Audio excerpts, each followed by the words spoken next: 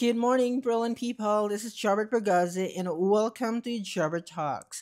In today's video, allow me to share your food today. Actually, this is not a typical morning for me, but because today I have a lot of food, I just want to share to you kung paano ko ihanda yung aking Monday and of course ang aking week. Monday and Tuesday sa isang linggo, ito yung pinakamahirap na mga araw sa akin. After ng Monday at saka Tuesday, medyo okay na po ang lahat actually.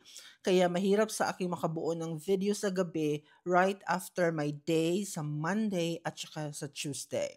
Kaya ngayon pa lang gumagawa na ako ng content para at least hindi tayo zero for today's video. Okay, anyway, first up here, I have a tea egg. Actually, gusto ko sana siyang kainin last night, pero busog na ako at saka hindi ko na siya kayang ubusin. Kaya napag-isipan ko, nakainin ko na lang siya this morning. Yes. Limited lang kasi yung oras ko sa morning, kaya medyo konti lang yung kinakain ko. But today, I just want to show you na ito yung pwede kong kainin. But I don't know if I can finish this one because, again, I only have limited time.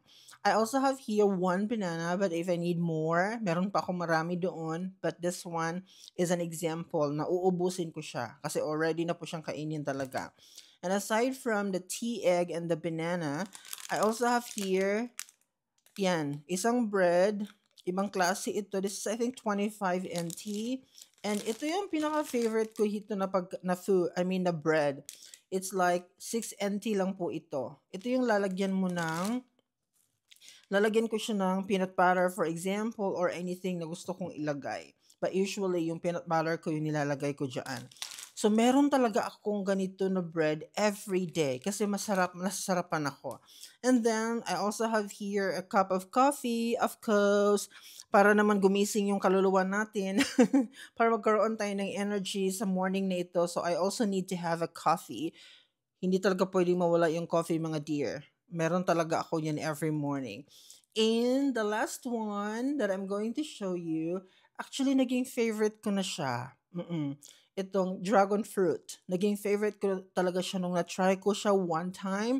And then I feel like, oh my God, this is so delicious.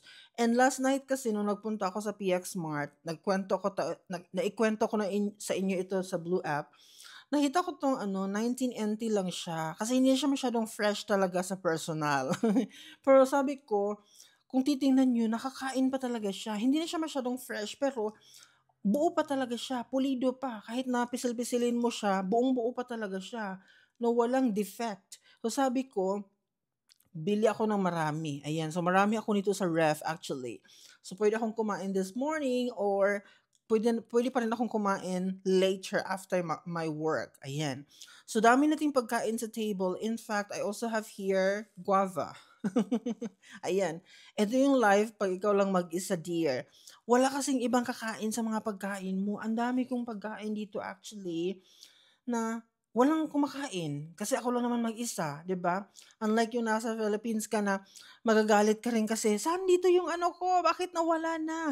Dito naman, hirap na hirap kang ubusin, mga my dear, kasi masisira siya kung hindi mo kakainin. Kaya I have to really finish what I can finish today. Parang ganun siya ang setup, okay? Mga bread dito, ang bilis lang mapanis. May mga expiration sila. Kaya kailangan mo talagang kainin. But anyway, anong punto ko why I'm showing this one to all of you? You know what? Ito yung reality natin. One of the realities na may encounter mo in another country. Masasabi mo talagang ang life dito, napaka-challenging. Totoo talaga yan. Pero when it comes to money, to food, to a quality life na pwede mong ma-experience, kasi po, mga my dear, itong mga pinapakita ko sa inyo ngayon, hindi ko 'to I mean, kaya kong kainin ito, pero kung ganito din kabongga yung pagkain mo, tas yung ibang members of the family, they're struggling to survive, parang gano'n yung setup. Parang hindi mo rin maaatimba na ikaw lang yung may ganito, tapos sila naghihirap, parang gano'n. So, hindi ganito ang setup ng buhay ko in the Philippines. Kaya nga sinasabi ko, I'm always reminding myself talaga, mga my dear, na kahit gaano man kahirap yung trabaho ko ngayon, kasi sa totoo lang hindi talaga siya madali, no? So sinasabi ko talaga sa sarili ko na kahit gaano kahirap yung buhay ko ngayon, kailangan kong ipaglaban. Kailangan kong i-push yung self ko. Kailangan kong i-encourage yung self ko na, Chopper, gising. Punta ka ng school. Kailangan mong ilaban yung araw mo ngayon. Kasi nakikita ko yung sarili ko eh. Na wala na ako sa dati kong life na hirap ako. Alam mo yun?